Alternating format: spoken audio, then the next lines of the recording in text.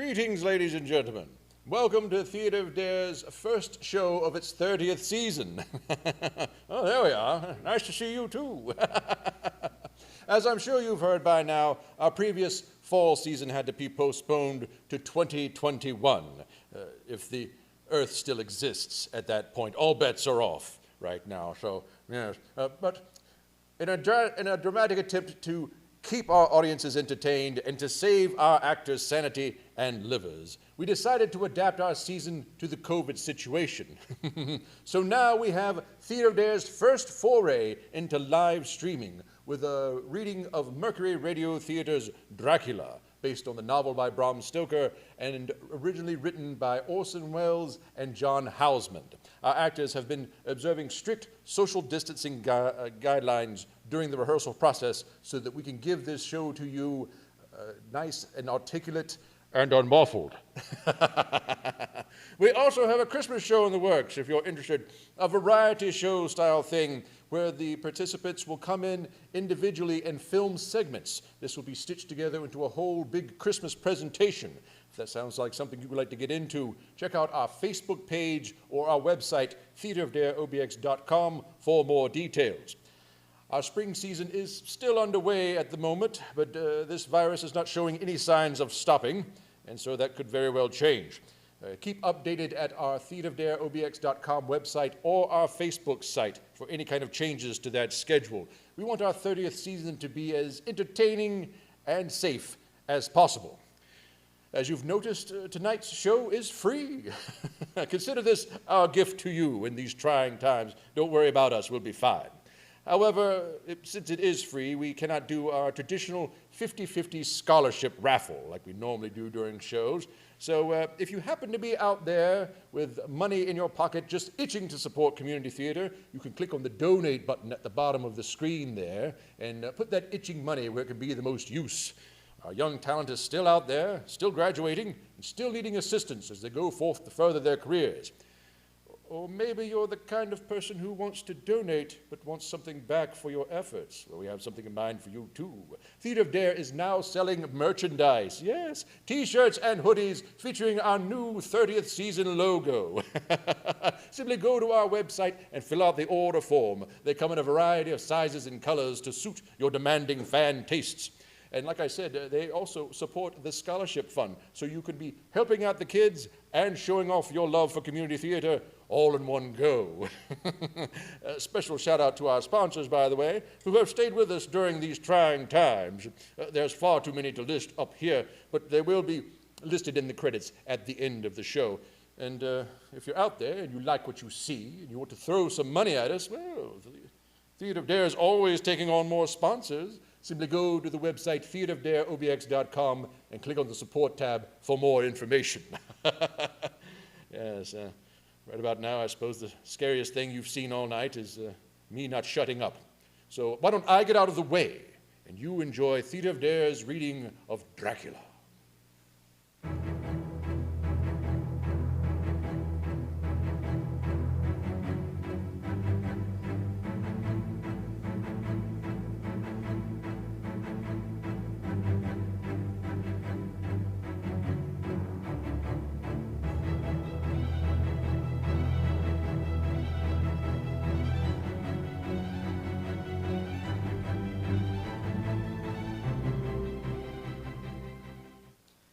Ladies and gentlemen, my name is Arthur Seward. I am here tonight to bear witness to the truth of certain events which you may find it hard to believe, but I ask you to believe them. I have here certain documents, telegrams, clippings from the press of the day, memoranda, letters in various hands. All needless matters have been eliminated, and through the history, almost at variance with the possibilities of contemporary belief, they stand forth as simple fact. I present you first with excerpts from the private journal of Jonathan Harker. I, Jonathan Harker, lawyer's clerk, articles to Peter Hawkins, Esquire, of Exeter, England, am writing this journal in the hope that if misfortune overtakes me, it may one day come to the eyes of those who love me. I set out from London on the last day of April to visit one of our clients in Eastern Europe. On May the 3rd, I arrived in Budapest, and came after nightfall to Klausenburg on the border of Transylvania. At Bistritz, there was a letter of welcome for me from our client informing me that his carriage would await me at the Borgo Pass. It was signed, Dracula.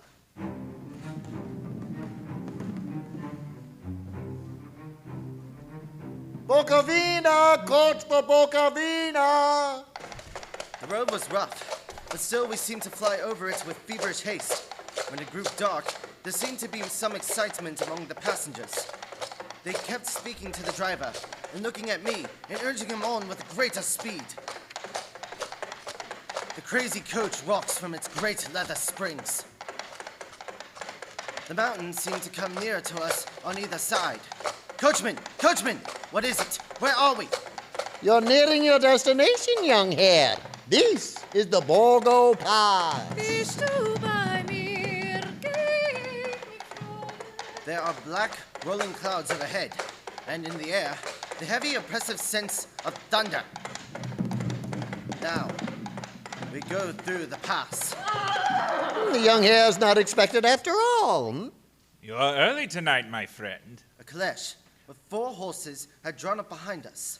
Let me help you, sir. The coachman smiled, and the lamplight fell on a hard-looking mouth with berry red lips and sharp-looking teeth as white as ivory. We began to move. I looked back. The coach with its load of passengers had vanished from sight. We swept into the darkness of the pass. I struck a match. It was within a few minutes of midnight. Then, a dog began to howl somewhere far down the road. The wind was rising, moaning and whistling through the rocks, and the branches of the trees crashed together as we swept along. It grew colder and colder still, and fine powdery snow began to fall. The baying of wolves sounded nearer and nearer, as if though they were closing round on us from every side. We kept on ascending, always ascending. The howling of wolves was growing less. Presently, it ceased altogether, and just then the moon broke through the black clouds, and by its light, I saw around us a ring of wolves running alongside the carriage in silence, with white teeth and lolling red tongues, with long, snowy limbs and shaggy hair. Welcome to my house. I must have fallen asleep. The carriage had pulled up in the courtyard of a vast ruined castle. The coachman was nowhere to be seen. Welcome to my house. Come freely, go safely, and leave something of the happiness you bring. Count Dracula? I am Dracula. The face was strong, very strong, aquiline. The mouth, so far as I could see it, was fixed and rather cruel looking, with wickedly sharp white teeth. You hear them, Mr. Harker. The wolves? The children of the night. As you say, Mr. Harker, the wolves. Listen.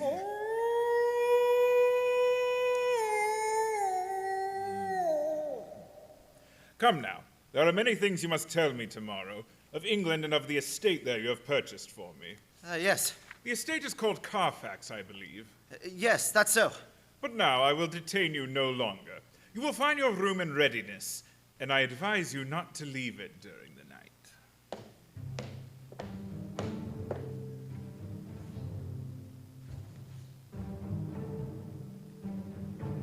This castle is on the edge of a terrible precipice. A stone falling from the window would fall 1,000 feet without touching anything. I explored. There are doors everywhere, all of them locked. The door to the great hall, the door to the courtyard.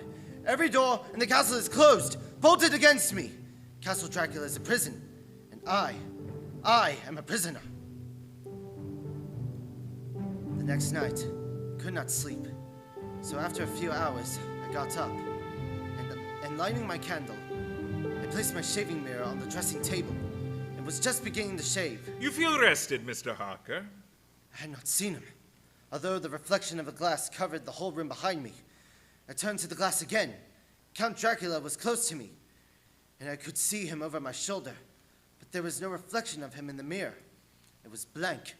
I started to cut myself on the side of the throat. The blood was trickling down my neck. My mirror! The blood! Wipe the blood from your face, Mr. Harker, and take care how you cut yourself. It is more dangerous than you think in this country.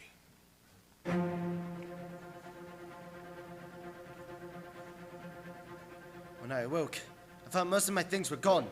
My passport, my notes, my letter of credit. I could find no trace of them anywhere. And then my door was locked from the outside. June 20th. There is work of some kind going on in this castle. Now and then I hear the faraway muffled sound of Maddock and Spade. And last night, the second of 3 dated letters which Dracula made me write. The second of that series, which was to blot out the very traces of my existence from the earth went forth. Count Dracula? Yes, my young friend. Well, what of me? When am I free? Where can I leave this place? Free? Mr. Harker, you're always free. You want to leave? Would you like to leave tonight? Yes, yes, in God's name. My dear young friend, not an hour shall you wait in my house against your will. Come, follow me.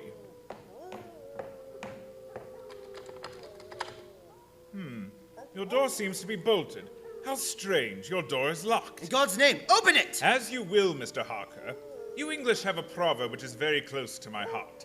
Welcome the coming, speed departing guests. Good night, Mr. Harker! Shut the door! Shut the door! Shut the door! The door is shut, Mr. Harker. I take it you will remain.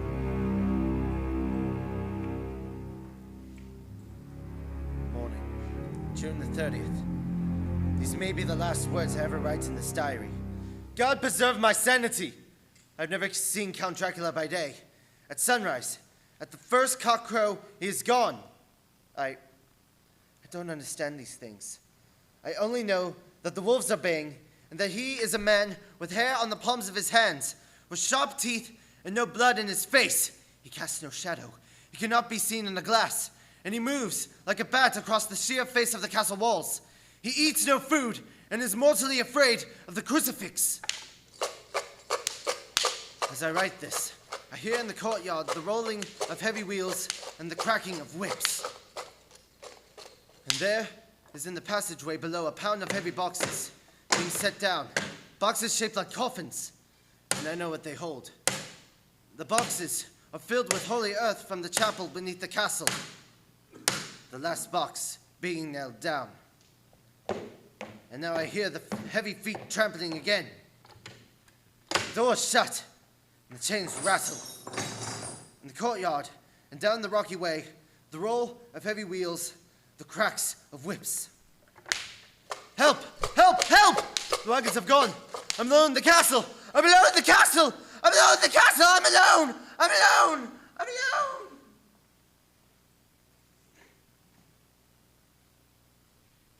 Ladies and gentlemen, this is Dr. Seward. Mr. Harker's journal terminates at this point, and I now present into evidence a clipping dated August of that year from the Yorkshire Telegraph from my correspondence in Whitby. One of the greatest and sudden of storms on record was experienced here today. The weather has been somewhat sultry, but Saturday evening was fine.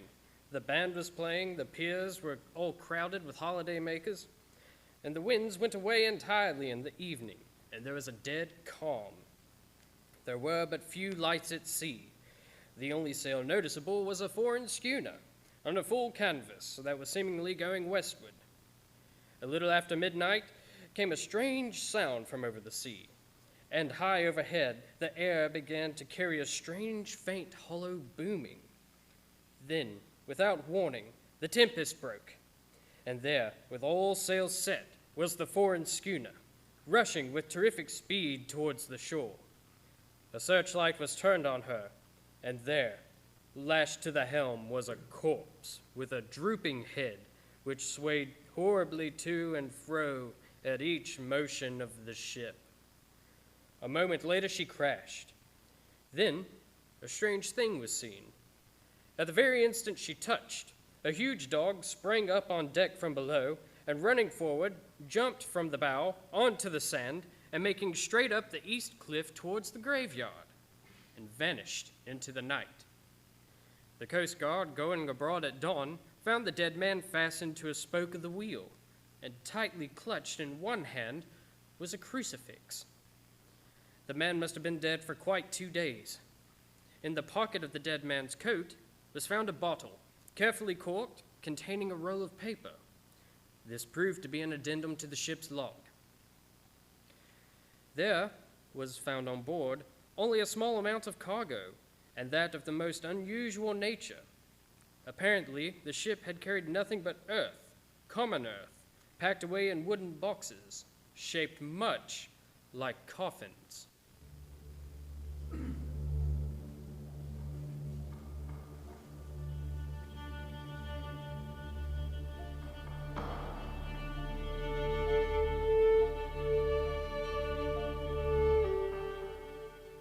Log of the Demeter, Russian flag.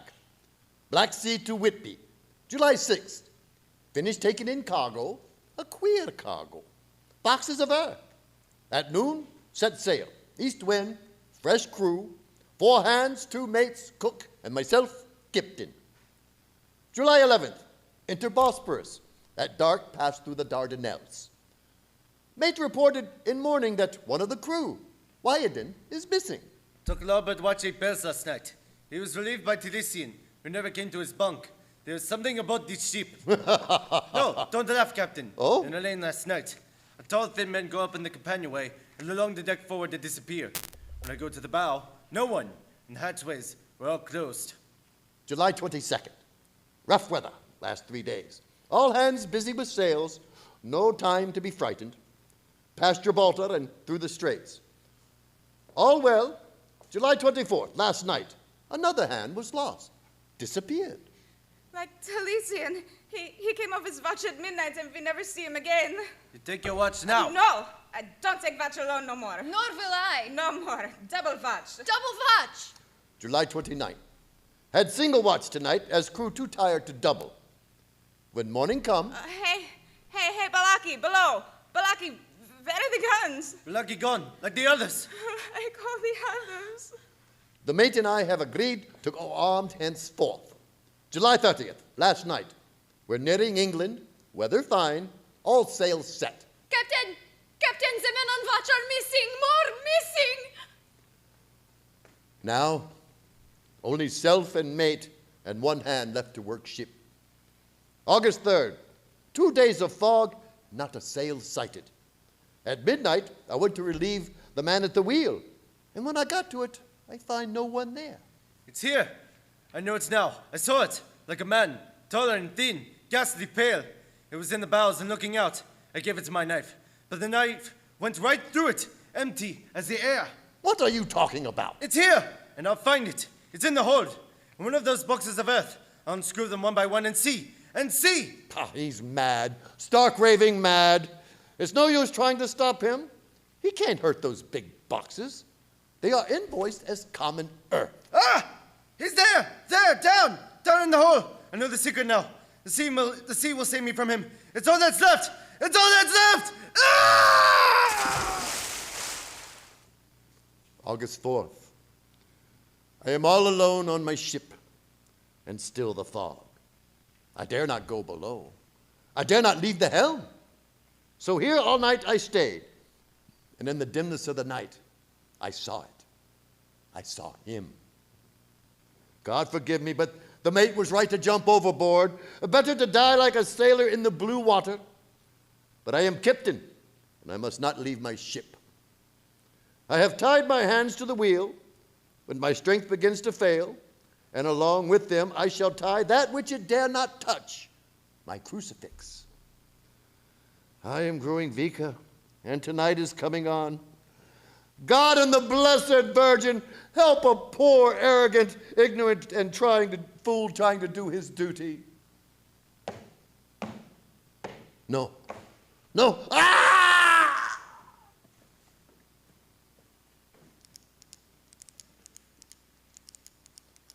Telegram. Seward. Purefleet to Van Helsing. Amsterdam. Lucy Westenra in alarming condition.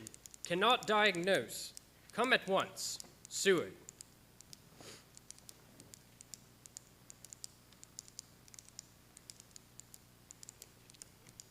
Telegram, Van Helsing, Amsterdam to Seward, Purefleet. I am on my way to you. Please arrange for me to examine your patient immediately upon my arrival. Van Helsing. Ladies and gentlemen, I shall now explain that 6 months before events recorded here, I had become engaged to a young lady, Lucy Westenra. We were to be married in the spring. My old teacher, Professor Van Helsing, arrived at 4 the next afternoon. I took him at once to Lucy's house. She lay in her bed asleep. She was ghastly, chalkily pale. The red seemed to have even gone from her lips and gums, and the bones of her face stood out. Young miss is bad, very bad. She must have blood or she will die. She is not anemic. The qualitative analysis of the blood is quite normal condition. It is strange. I do not like to think how strange. Look, mein God, at her throat. The black velvet band that she always wore dragged up a little and showed a red mark on her throat. Just over the external jugular vein were 2 punctures, not large, not wholesome looking. The edges were white and worn looking. Well, what is it, Professor? What's wrong with her? Speak frankly. You could tell me the worst. I wish I could, Seward. I wish I could, but I do not dare. But won't you tell me anything? I will tell you this. Your young lady is in danger greater than death. You must believe me. If you leave her for 1 moment and harm befalls, you will not sleep very easy afterwards.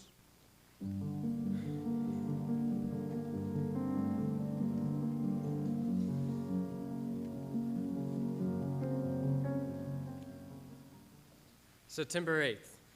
I stayed up all night with Lucy. Arthur, I'm afraid. My dear, you can sleep tonight. I'm here watching you. Nothing can happen.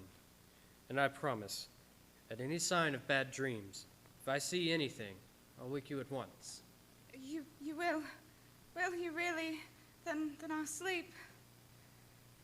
I sat up all night by her side. She did not wake once during the night, although the boughs or a bat or something was slapped almost angrily against the window pane. September 11th. Still quoting from my personal papers. From this time, I received a message from Purefleet. It read, 10:20 p.m., St. John's Hospital. Serious complications. Case 891. Your immediate presence in London imperative. I had no choice.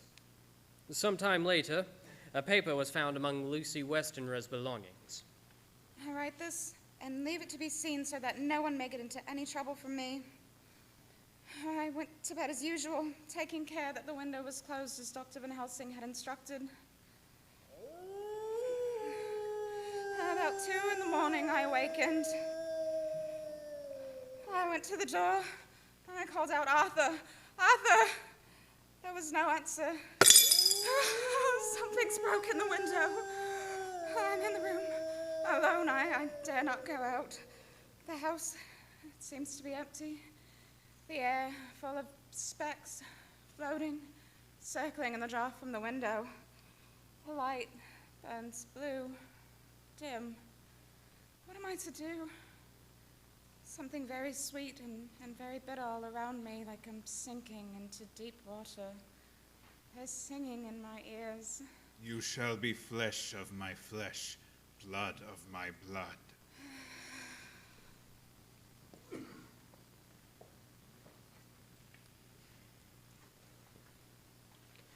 September 12th. Late. Only resolution and habit can let me make an entry tonight. We found her sprawled on the floor, and there was a draught in the room from the broken window. The throat was bare, showing 2 wounds, looking horribly white and mangled. We are too late, my friend. We have failed. God's will be done. So she is dying. Yes, she's dying. Stay beside her. It'll make a much difference. Mark me whether she dies conscious or asleep.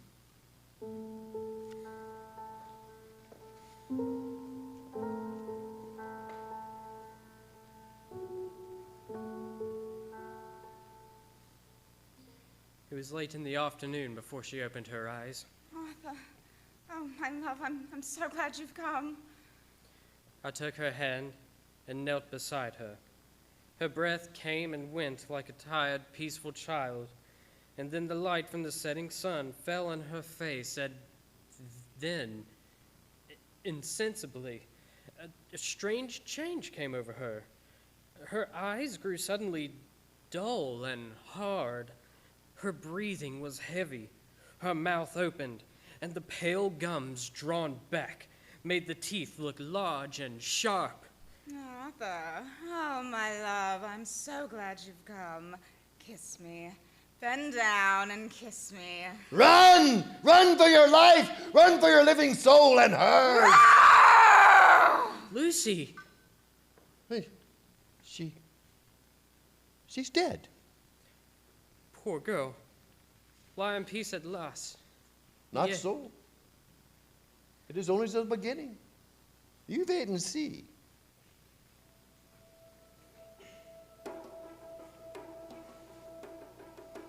Extra special, Kensington Horror. Westminster Gazette, September 25th, A Hampstead Mystery. The Kensington Horror and the Woman in Black are vividly recalled to mind by a series of events that have taken place recently in the neighborhood of Hampstead.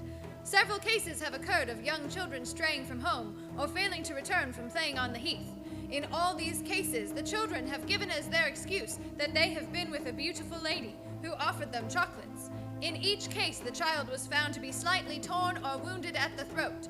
The wound seems such as might be made by a rat or a small dog. Extra special, Hampstead Horror. Read about the beautiful lady, extra special.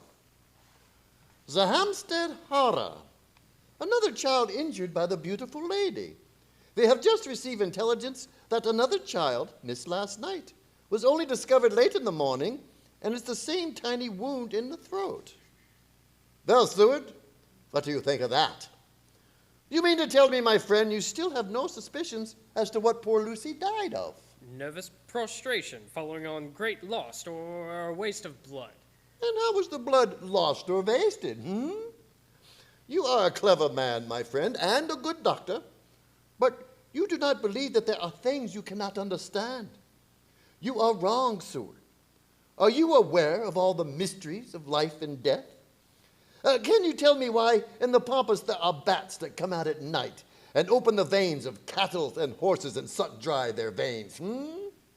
How on some islands of the western seas there are bats which hang on trees all day, and then, when the sailors sleep on the deck because it is hot, sweep down on them, and then in the morning are found dead men, as white as Miss Lucy was. I understand none of these things. After tonight, Seward, if you dare come with me, perhaps then you will understand.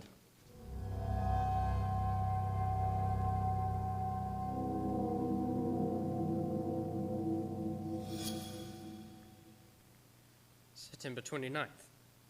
Before dawn. Now it is done, and I would sooner die 1,000 deaths than to live again what I did this night. We will spend the night, you and I, here in the churchyard where Miss Lucy is buried. We enter the tomb. And then? We open the coffin. You shall yet be convinced that Take care, Van Helsing. Miss Lucy is dead. Is it not so? There can be no wrong to her, but if she is not dead. With some difficulty, we found the Westenra tomb. I took my place behind a yew tree on one side of the tomb, Van Helsing on the other. I was chilled and frightened.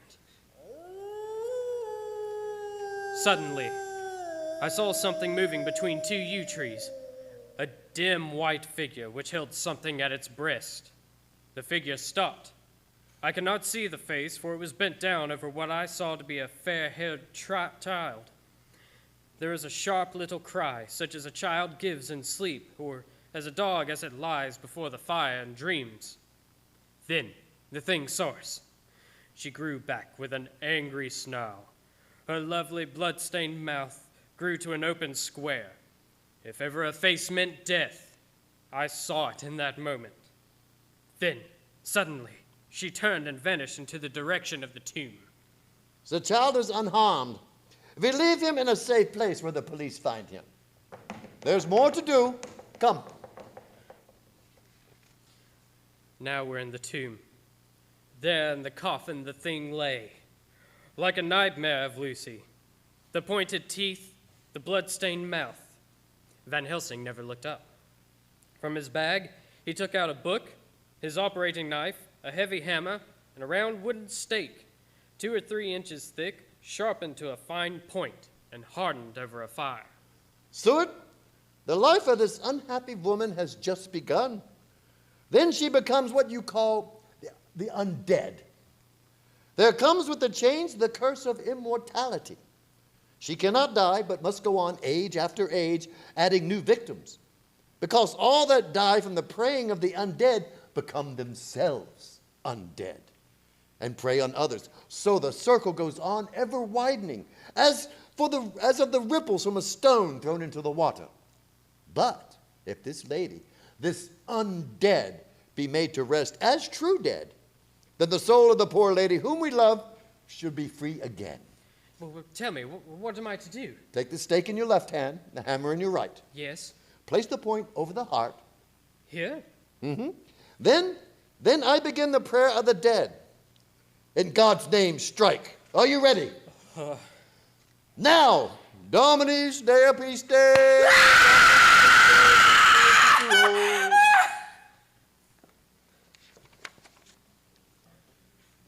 On the morning of July 11th, a man was found on the border of Transylvania.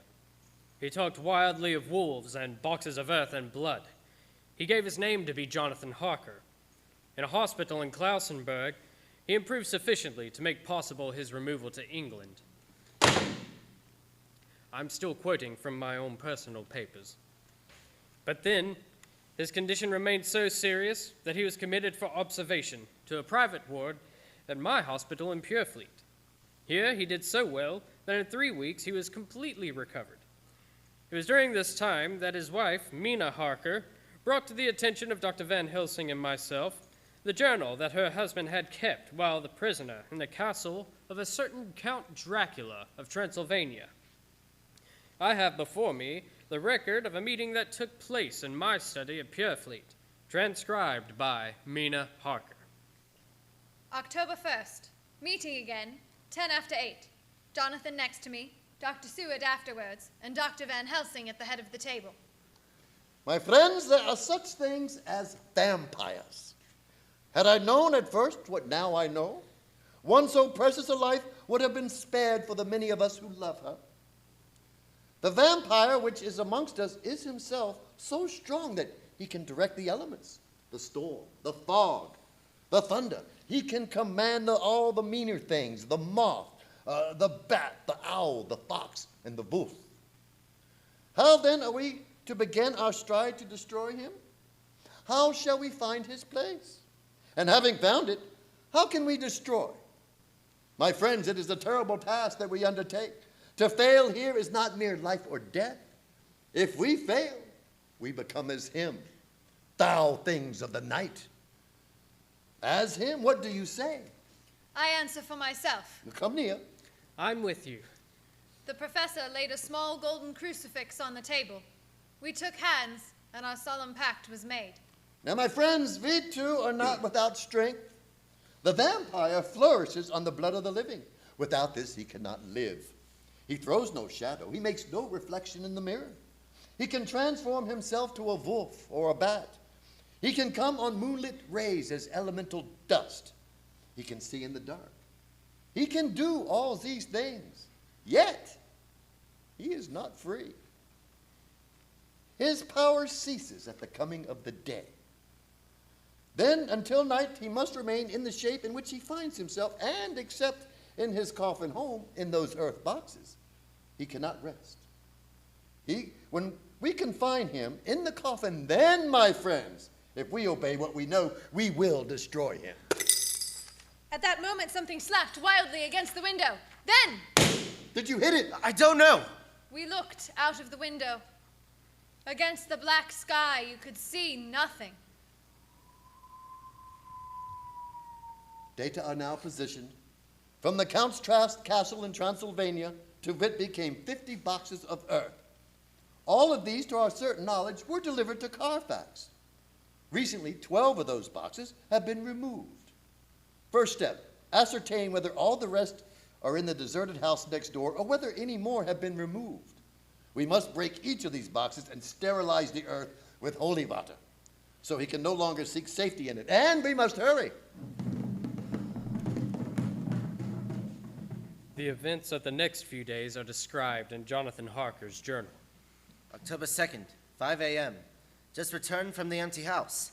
Left Mina here at home. Well, we've done our work at Carfax. The place was filthy, the air stagnant and foul, and alive with rats. We counted the boxes. Only 38 of them. And over each one, the professor went through his same mysterious work. It was dawn when we got back. I found Mina asleep. She looked paler than usual. October 2nd. Soon after they left, I fell asleep. I remember hearing the sudden barking of the dogs, and then it was silent. I got up and looked out of the window. There was a thin streak of white mist moving across the grass along the wall of the house. It dawned on me that the air in the room was heavy and dank and cold. The gaslight came only like a tiny red spark in the fog. I could see through my eyelids. The mist grew thicker and thicker. Then, as I looked, the spark divided and seemed to shine on me through the fog like two red eyes. You shall be flesh of my flesh, blood of my blood, blood of my blood.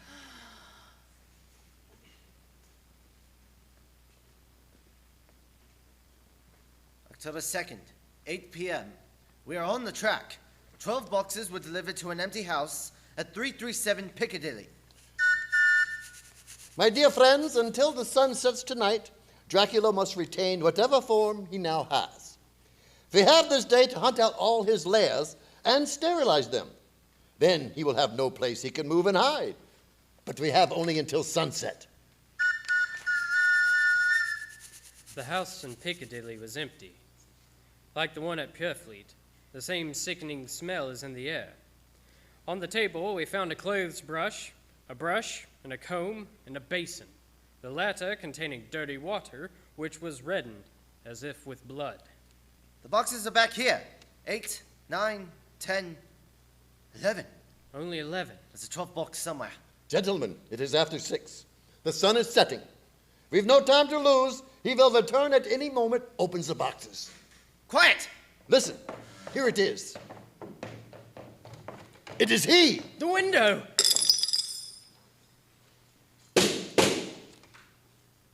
You waste your bullets, gentlemen. You think you baffled me. You with your pale faces, all in a row like sheep in a butcher's. You think you have left me without a place to rest, but I have more, and time is on my side. The one you love is mine already. I have known her. Already my mark is on her throat. Flesh of my flesh, blood of my blood. She is with me always, over land or sea.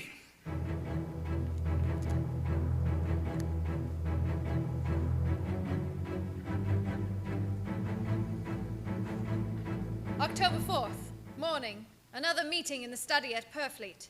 We must find that last remaining box. Gentlemen, we must find it. As long as that earth exists and pure, as long as that remains one place of refuge for Dracula, there is no safety and no peace for any soul in England. And for the undead, never peace so long as he lives. Blood of my blood, blood of my blood. Mina! How do you know that? Quiet, quiet! With me always over land or sea. Mina, darling, how did you know that Dracula said I that? don't know. The words just came. Strange. There are times when somehow I feel that I'm with him. At sunset. Yes, just as sun sets, and again at sunrise. Dr. Van Helsing, if I could... If you have the courage. The courage for what? What do you mean? Dr. Van Helsing here will question me. I will question her, yes. In a state of hypnosis.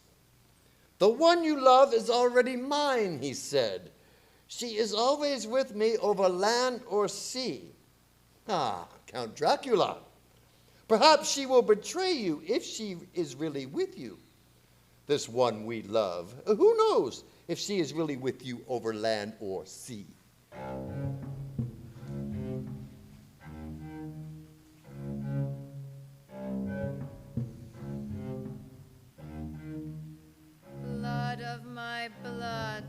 Mina, Yes, answer me, Mina.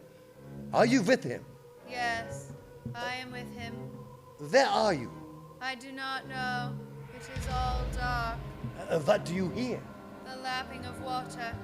I can hear it on the outside. Then you are on a ship. Yes, What else do you hear? there is the creaking of an anchor chain. Still. Oh, so still. It is like death. It is like death.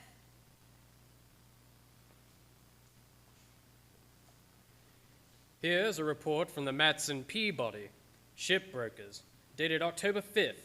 According to Lloyd's list, the only sailing ship that left for the Black Sea yesterday was the Tsarina Katrina, bound for Varna. Somehow, before she sailed, a man came alongside, all in black, driving a cart with a great box in it. This he lifted down, single-handed, and carried below. No one remembers having seen him after that. A heavy mist came up over Doolittle Dock until sailing time. The rest of London Harbor remained completely clear. Our plans are made. The average sailing time from London to the Black Sea is 3 weeks. We can travel overland to the same place in 3 days. We shall be there waiting for him when he arrives. October 15th. Arrived Varna about 5 o'clock. Mina feels stronger. Every morning before sunrise and just before sunset, she speaks to Van Helsing in a trance.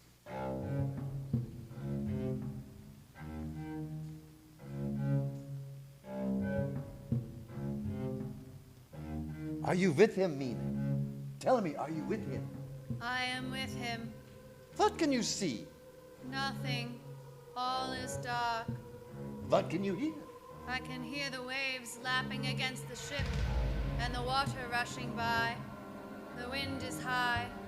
I can hear it in the shrouds and the splash of foam. So, the Tsarina Katrina is still at sea hastily to Varna. The Count cannot cross running water, so he cannot leave the ship without being observed. What do you hear, Mina? Lapping waves and rushing water. Darkness. Darkness. A whole week of late waiting. Dated telegram from Lloyd. Not yet reported. Not yet reported. Not yet reported. Not yet reported. Rushing water. Rushing water. Creeping mist. Darkness. Darkness and wind. October 24th telegram. Lloyd's, London to Hakka. Tsarina Katrina reported this morning from Dardanelles. Lloyd's, London to Harker, October 28th. Tsarina Katrina in a heavy fog reported entering Gallett's Harbor at 1 o'clock today. Gallett's? Gallett's? At 38 hours from here? And the first train for Gallett's leaves at 6:30 tomorrow morning. My friends, we have failed. I am with you. I can see nothing. Nothing. I can hear men's voices calling in the roar and the prick of the wind. I can feel the air blowing. October 29th, evening. We are due between 2 and 3 in the morning, but already at Bucharest we are 3 hours late. What's going on? I feel something pass me like a cold wind. I can hear far off confused sounds as of men speaking in strange tongues. Fierce falling water and the howling of wolves. There is another sound. How queer a sound, like... Like what? Speak, Mina, speak. I command you. I command you to speak. Arrived in Gallett's. Saw the captain of the Tsarina Katrina. Welcome aboard. We're over an hour before sunup. We receive a box for a party by name of Dracula. He had his papers all right. Emmanuel Hildesheim, his name was. Yes, Mr. Hildesheim. Yes? You unloaded a box yesterday. I got from Karlov by order, Karlov. Miss Mikhailov? Oh, no. No, this morning they find him dead inside the churchyard at St. Peter. They find him dead with his throat torn open. October 30th, evening. There are two ways in which Dracula could get back to his own place, by land or by water.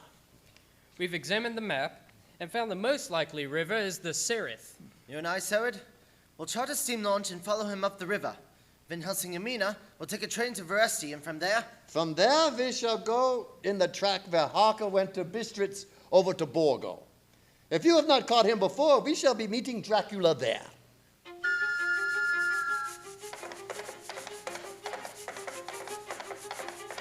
October 31st. We arrived at Veresti at noon.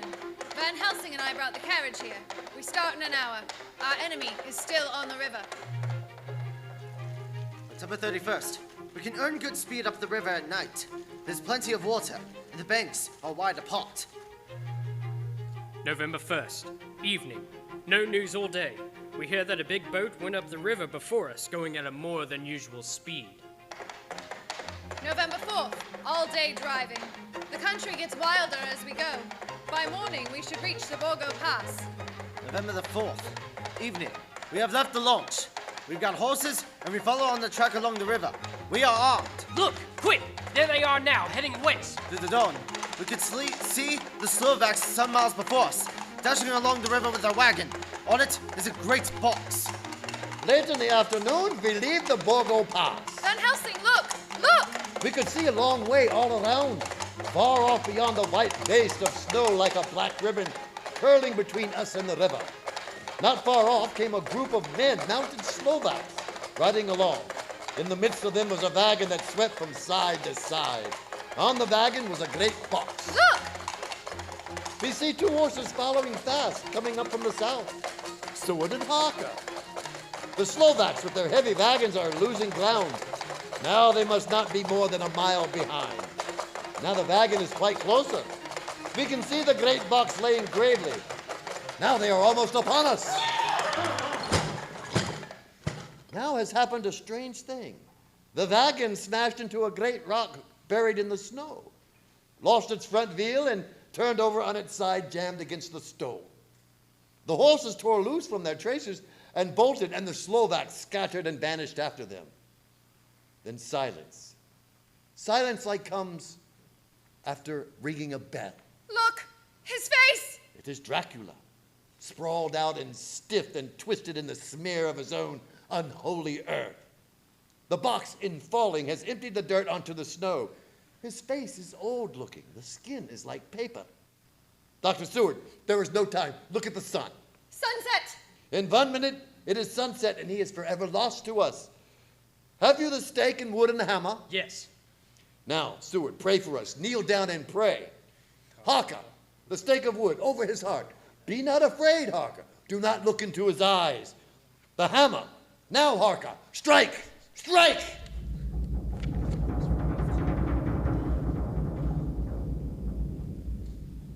Flesh, flesh of my flesh, guilt of my guilt, death of my death, speak and be manifest in the instant of your master's peril. Elements of darkness, rain, evil wind, mist and mold and tempest. Strike! The others couldn't, but somehow I could hear him speaking behind his eyes. Claw, wing, tooth, scale, tissue of flesh. Death of my death, dead and undead. The hand of the living is over your master. Console me, my children. This instant is no longer than the space between two heartbeats. But the night is not here, and I am lonely. Come to your master, my children. Beguile him now in the instant of his peril. Beguile him with the sound of your names. Claw, wing, tooth, scale, tissue of flesh. Claw, wing, tooth, scale, tissue of flesh! Strike, Jonathan, strike! There is one very dear to me who has not answered. My love, Mina. There is less than a minute between me and the night. You must speak for me. You must speak with my heart. Give them to me! Jonathan, give them to me! Give me the stick of wood and the hammer! Harker! I shall never forget that moment. The look on poor Mina's face as she stood there. The angry scar standing out on her throat. Her eyes like living coals in the last red of the sunset. She had torn the stake and the hammer out of my hand with the strength of an animal. Mina! Do you know what you have done, woman? Do you know what you have done to us? You have released him. The evil is free. Look, the sun! As we looked down at Dracula, the eyes saw the sinking sun, and the hate in them turned to triumph. Flesh of my flesh, come into the night and the darkness. You have served me well, my love, my bride, my slave.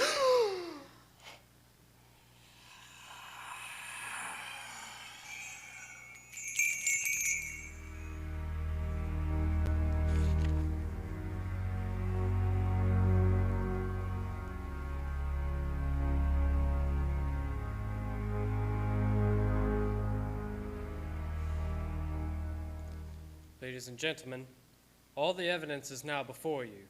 I've added nothing, and to the best of my knowledge, I have omitted nothing that might help to throw light upon the extraordinary events of the year 1891, which culminated on the terrible evening in the Borgo Pass. There remains only this one last report. When Mina Harker seized the stake and hammer from her husband, I believe she was under some form of hypnosis.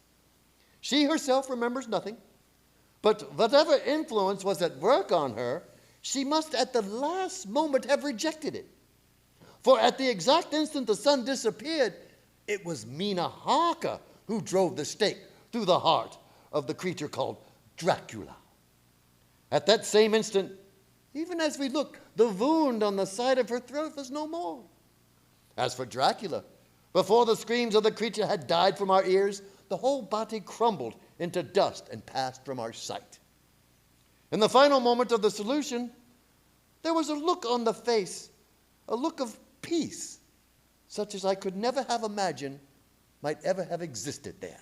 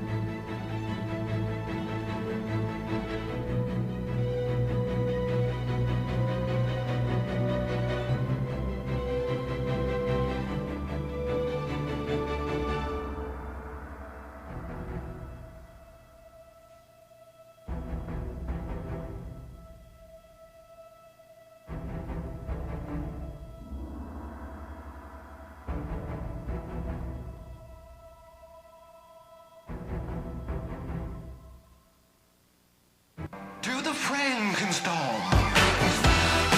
I said the Frankenstone. You're the Frankenstone. Also step the crack into the Frankenstein stone.